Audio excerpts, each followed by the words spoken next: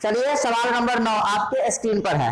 एक मिठाई विक्रेता के पास 420 काजू बर्फी एवं 130 बादाम बर्फी है। वह मिठाइयों का ढेर एक ट्रे में इस प्रकार लगाना चाहता है कि प्रत्येक ढेर में मिठाई समान संख्या में हो एवं ट्रे में न्यूनतम जगह ले सके। प्रत्येक ढेर में मिठाई की कितनी संख्या रखी जा सकती है? तो देखिए यहाँ प्रश्न में कहा है कि काजू बर्फी की संख्या, काजू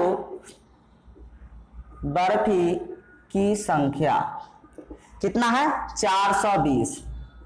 ठीक है। उसके बाद बादाम बर्फी, बादाम बर्फी की संख्या कितना है? 130। ठीक है। अब इसको एक ट्रे में इस प्रकार सजाना है कि कम से कम जगह ले और प्रत्येक ढेर में कितनी मिठाई रखी जा सकती है, मतलब अधिकतम कितनी रखी जा सकती है।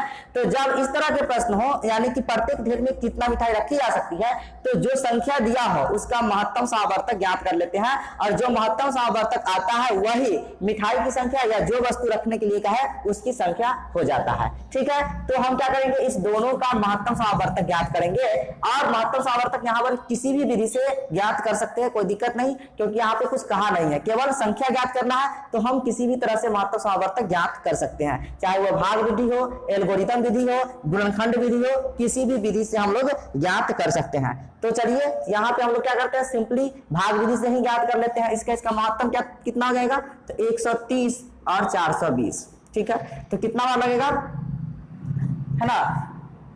13 तिया 39, यानी कि 390। 3 बार में माइनस करेंगे शून्य, 12 में से 3 गया तो 12 में से 9 गया तो 3 और ये कैंसिल, फिर ये 130 हो जाएगा, यहाँ पे 30, है ना? तो कितना होगा? 3 चौका 12, 4 बार में 120, घटाएंगे तो शून्य और 1, ये कैंसिल। 10, इसको 30 को यहाँ लाएंगे तो कितना हो जाएगा? 10 तिया 30, कट गया पूरा पूरा। मौसा हमारा कितना आ गया? मौसा आ गया 10, यानी कि प्रत्येक ढेर में 10 मिठाई रखा जा सकता है। तो प्रश्न में क्या कहा है कि प्रत्येक ढेर में मिठाई की कितनी संख्या रखी जा सकती है? तो हम लोग यहां लिख सकते हैं, अतः प्रत्येक ढेर में मिठाई की संख्या कितना हो जाएगा? 10। ठीक है। कोई दिक्कत नहीं ना? समझ में आ गया? चलिए अगले सवाल की ओर चलते हैं। सवाल नंबर 10 आपके स्क्रीन पर है। क्या कह रहा है कि एक सेना के सेवा दल जिसमें 616 सदस्य है तो एक प्रदर्शन में 32 सदस्यों के सेना बैंड के पीछे मार्च करना है। दोनों समूहों को समान संख्या वाले स्तंभों में मार्च करना है। स्तंभों की अधिकतम संख्या क्या होगी जिसमें वे मार्च कर सके? यानी कि सेवा दल में सेना की संख्या कितना है ना? सदस्यों की संख्या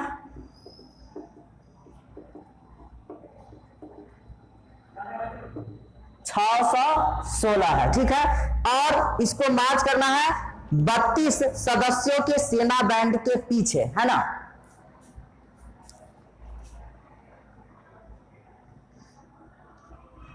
और फिर किसके पीछे मार्च करना है? 32 सदस्य। फिर सदस्यों की संख्या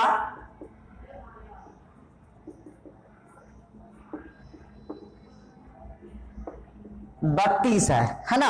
यानी कि जिसके पीछे इस 616 को मार्च करना है। ठीक है। तो इसमें अधिकतम संख्या कितनी होगी? फिर भी इसमें अधिकतम संख्या ही कहा है, तो क्या करेंगे? 616 और 32 का मौसा ज्ञात कर लेंगे। तो 616 और इसमें भाग देना है कितना? 32 से, तो 32 एकम 32 माइनस करेंगे, 11 में से 2 गया तो 9 और ये बच जाएगा कितना? 5, 5 में से 3 गया तो 2, 29 ऊपर से 6, 296।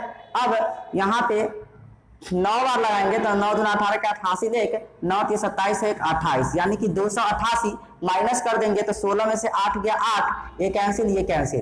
अब ये 32 यहाँ पे 32 यहाँ पे आ जाएगा और 8 चौके 32। ठीक है। कोई दिक्कत नहीं ना? ये पूरा पूरा कैंसिल हो जाएगा। तो इस प्रकार मौसा कितना हो गया? 8। अब यहाँ प्रश्न कहा है कि स्तंभों की अधिकतम संख्या क्या होगी? तो हम लोग लिख सकते हैं, अतः स्तंभों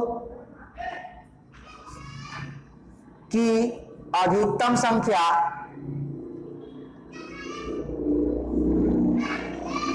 कितनी होगी 8। क्लियर, समझ में आ गया। चलिए सवाल नंबर 11 आपके स्क्रीन पर ये रहा। एक खेल के मैदान में चारों ओर एक वृत्ताकार पथ है। सोनिया को मैदान का एक चक्कर लगाने में 18 मिनट लगते हैं। यानी कि एक चक्कर लगाने में उसको लगता है 18 मिनट। ठीक है, सोनिया को। आगे क्या कहता है, जबकि रवि को 12 मिनट लगते हैं, है ना। ये सोनिया हो गया, सोनिया को लगता है एक चक्कर लगाने में 18 मिनट और रवि को लगता है कितना, एक चक्कर लगाने में 12 मिनट लगता है। ठीक है, ऐसा प्रश्न कह रहा है। फिर क्या कहता है, यह मानते हुए कि दोनों एक ही बिंदु से चक्कर लगाना प्रारंभ करते हैं एवं एक ही दिशा में जाते हैं, यह पता लगाए कि दोनों प्रारंभिक बिंदु पर कितने मिनट बाद मिलेंगे। ठीक है, तो ये वृत्त पे चक्कर काट रहा है ना। ये वृत्त हुआ, यानी किसी पॉइंट से शुरू किया होगा दोनों, और दोनों एक ही दिशा में घूमना शुरू किया होगा, और एक चक्कर लगाने में सोनिया को 18 मिनट और रवि को 12 मिनट लगते हैं। तो यहाँ पे कह रहा है प्रश्न कि यह पता लगाए कि दोनों को प्रारंभिक बिंदु पर कितने मिनट बाद मिलेंगे। यानी कि ये जब दोनों घूम रहे हैं तो ऐसा कौन सा समय आएगा जिसपे दोनों फिर किसी एक बिंदु पर वो मिल लेंगे। इस बिंदु पर, प्रारंभिक बिंदु पर, मान लीजिए ये प्रारंभिक बिंदु है, इस बिंदु पर ये दोनों कब मिलेंगे। ठीक है, तो यहाँ पे इस स्थिति में क्या करेंगे, तो इसका वह न्यूनतम यानी कि कम से कम समय क्या होगा, तो उसका हम क्या करेंगे, इसका लघुत्तम समावर्तक ज्ञात करेंगे। क्या करेंगे, लघुत्तम समावर्तक। तो यहाँ पे 18 और 12 का एलसीएम कर लेना है। कितना से लगेगा, 2 से तो 9 बार, फिर ये 6 बार कटेगा। अब 2 से नहीं लगेगा तो 3 से, 3 3 9, 3 दूना 6। तो इसका लघुत्तम समावर्तक कितना हो जाएगा, 2 गुना 3 गुना 3 गुना 2, तो 2 3 6 3 18, 18 गुना 36। यानी कि ये जो होगा सो 36 मिनट में लगेंगे। इसको कितने मिनट लगेंगे, 36 मिनट पर ये दोनों प्रारंभिक बिंदु पर मिल जाएंगे। यही आपका आंसर हो गया। कोई दिक्कत नहीं ना। चलिए सवाल नंबर 12 में क्या कहता है, देखिए, सिद्ध करें कि दो विषम पूर्णांकों का गुणनफल अवश्य ही विषम होगा। ये सिद्ध करके बताने के लिए कह रहा है। तो क्या करेंगे, हम पहले 2 विषम पूर्णांक मान लेंगे और फिर उसको गुणा करेंगे। देखिए, माना कि एक विषम पूर्णांक बराबर 2m + 1, जहां m क्या है, एक पूर्णांक है ना, और 2m सम संख्या, और जब इसमें 1 प्लस कर देंगे तो विषम संख्या हो जाएगा। उसी तरह दूसरी विषम संख्या, विषम पूर्णांक क्या होगा, 2n + 1 मान लीजिए। यहां भी n क्या है, कोई पूर्णांक है ना, और 2 का गुणज है और इसमें 1 प्लस कर देंगे तो ये भी विषम संख्या होगा। अब प्रश्नानुसार यानी कि इसका गुणनफल कह रहा है, तो गुणनफल बराबर 2m + 1 इंटू 2n + 1। इसका मल्टीप्लाई करेंगे 2m से 2n में तो 4mn हो जाएगा। फिर 2m से 1 में गुणा करेंगे तो 2m, और 1 से गुणा करेंगे तो 2n + 1 हो जाएगा। इसमें कोई दिक्कत नहीं। अब आप देखिए कि यहां से यहां तक क्या कॉमन होगा, 2 कॉमन हो जाएगा। तो 2 कॉमन ले लीजिए तो क्या हो जाएगा, यहाँ पर 2mn + m + n, ब्रैकेट बंद और +1, यहां तक कॉमन लिए हैं तो यहां तक हम ब्रैकेट लगा लिए। अब इसको 2k + 1 है ना, जहां 2mn + m + n बराबर k पूर्णांक है। क्या है, k जो है सो पूर्णांक है, ऐसा हमने मान लिया। ये क्या है, एक पूर्णांक है जो k के बराबर है। जब k भी एक पूर्णांक है और ये 2 का गुणज हो गया +1, तो ये कौन सी संख्या होगा, विषम संख्या ही होगा। यानी कि इससे यह सिद्ध हो गया कि 2 विषम पूर्णांक का गुणनफल भी क्या होगा, विषम पूर्णांक ही होगा। अतः हम लोग लिख सकते हैं, अतः 2 विषम पूर्णांकों का गुणनफल विषम है, होता है। ठीक है, कोई दिक्कत नहीं ना। इसे आप ऐसे ही समझ सकते हैं, कोई भी दो विषम पूर्णांक ले सकते हैं, जैसे ये हो गया 3 और ये हो गया 5, इसको गुणनफल कीजिएगा तो 3 × 5 = 15, कौन सी संख्या आ गया, विषम संख्या। फिर 7 × 11, 11 × 77, यानी क्या आया 77, यानी कि विषम संख्या ही आया। यानी कि कोई भी दो विषम पूर्णांक को गुणा कीजिएगा तो वो विषम पूर्णांक ही आएगा। तो ये सवाल आपको क्लियर हो गया होगा। चलिए अगले सवाल की ओर चलते हैं। सवाल नंबर 13, सिद्ध करें कि किसी धन पूर्णांक जो 5k + 1 के रूप का है का वर्ग भी उसी रूप का होता है। यानी कि यहाँ पे सिद्ध करके बताना है कि कोई पूर्णांक धन पूर्णांक जो है जो 5k + 1 के रूप का है, अगर इसका वर्ग भी करेंगे तो वह इसी रूप का आएगा। ठीक है, तो देखिए हल, ठीक है, इसका वर्ग करना है तो सबसे पहले भाग एल्गोरिदम से क्या होता है, a = bq + r, ठीक है, जहां 0 < और r b होता है। अब इसका वर्ग कहा है, ठीक है, यानी कि a का स्क्वायर बराबर 5k + 1 का स्क्वायर करने के लिए कहा है। तो स्क्वायर करेंगे तो कितना होगा,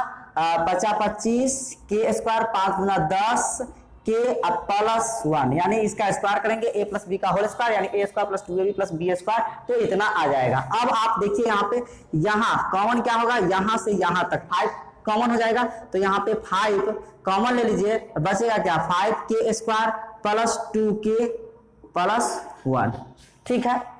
अब इसको आपको क्या करना है, 5 और इसके जगह पर कुछ भी मान लीजिए, है ना, m मान लेते हैं, इसको m + 1, जहां 5k² + 2k बराबर m एक पूर्णांक है। क्या है, एक पूर्णांक है, ठीक है। इतना की जगह पर m मान लिए हैं, जो क्या है, एक पूर्णांक है। तो यह भी किस रूप का आ गया, इस रूप का। तो अतः हम लिख सकते हैं, अतः 5k + 1 का वर्ग भी उसी रूप का होता है। ठीक है, समझ में आ गया, क्लियर। चलिए अगले सवाल की ओर चलते हैं। सवाल नंबर 14 क्या कह रहा है, निम्नलिखित संख्या रूढ़ है या यौगिक, सकारण बताए। यानी कि यहाँ पे कुछ संख्या दिया गया है जिसमें बताना है कि कौन रूढ़ संख्या है, कौन यौगिक संख्या है, कारण सहित। तो सबसे पहले रूढ़ संख्या या अभाज्य संख्या, रूढ़ संख्या को अभाज्य भी कहते हैं। फिर यौगिक संख्या को भाज्य संख्या भी कहते हैं। ये आपको पहले से पता ही होगा, नहीं पता है तो यहाँ पे मैं बता रहा हूँ, उसको समझिए। रूढ़ संख्या यानी कि वैसी संख्या जो केवल एक और स्वयं से विभाज्य हो, एक और स्वयं मतलब अपने आप से, जो संख्या उससे। और यौगिक संख्या जो एक और स्वयं के अलावा किसी दूसरी संख्या से भी विभाज्य हो, दूसरी संख्या से भी विभाज्य हो, तब जाकर के उसको यौगिक या भाज्य कहते हैं। ठीक है, चलिए अब इसको कैलकुलेशन करते हैं। तो कितना हो जाएगा, पहले इसको गुना कर सकते हैं, 13 × 7 = 91, 91 × 11, तो इसका शॉर्ट में गुना कर लेते हैं। ये 9 1 हटा करके एक बार, और इसको एक बार जोड़ करके यानी कि सटा करके हो जाएगा कितना, 9 1 10, 10 का शून्य हासिल 1, तो 9 1 10, ये हो जाएगा कितना, 1001, यानी कि इतना को गुना करने पर 1001 अब +13 जोड़ेंगे तो 1014 हो जाएगा। अब 1014 का गुणनखंड कीजिएगा, 1014 का गुणनखंड तो 2 से लग जाएगा, 2 5 10 0, 2 दूना 4। तो यहाँ पे क्या कहे हैं, यौगिक संख्या क्या कहता है, एक और स्वयं और दूसरे। तो 1 से भी कटेगा, ये 2 से भी कटेगा, और 502 से भी कटेगा। तो एक स्वयं और उसके अलावा दूसरी संख्या से भी कट रहा है, इसलिए यह कौन सी संख्या होगा, यौगिक संख्या होगा।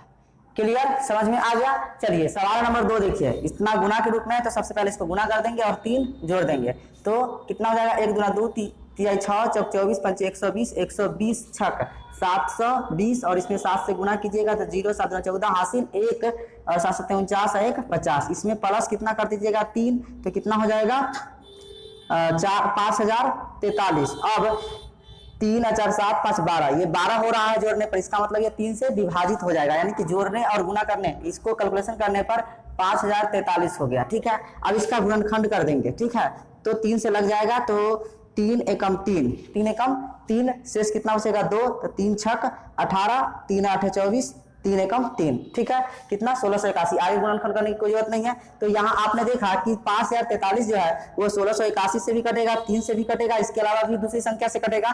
तो यहाँ पे एक और स्वयं इसके अलावा दूसरी संख्या से भी विभाजित हो रहा है, इसलिए यहाँ कौन सी संख्या हो जाएगा, यौगिक संख्या हो जाएगा। कोई दिक्कत नहीं ना, समझ में आ रहा है। चलिए अब सवाल नंबर 3 देखिए, 2 तिहाई 6 चौक 24 पंचे 120, 120 में 7 जोड़ दीजिएगा तो कितना हो जाएगा 127। और यह जो 127 जो है सो खुद अभाज्य संख्या है, इसलिए यह 127 जो है केवल और केवल 1 और 127 से ही कटेगा। तो जैसा कि आप जानते हैं कि जो संख्या केवल 1 और स्वयं से कटे, अपने आप से कटे, उसे अभाज्य या रूढ़ संख्या कहते हैं। इसीलिए यह जो संख्या है कौन सी संख्या हो गया, रूढ़ संख्या। कोई दिक्कत नहीं ना। तो उम्मीद है कि इस वीडियो में बताया गया सभी सवाल आपको समझ में आ गया और इसी तरह विविध प्रश्नावली पूरा हो गया। तो इस वीडियो में इतना ही, फिर मिलते हैं किसी नए टॉपिक के साथ, तब तक के लिए धन्यवाद, जय हिंद।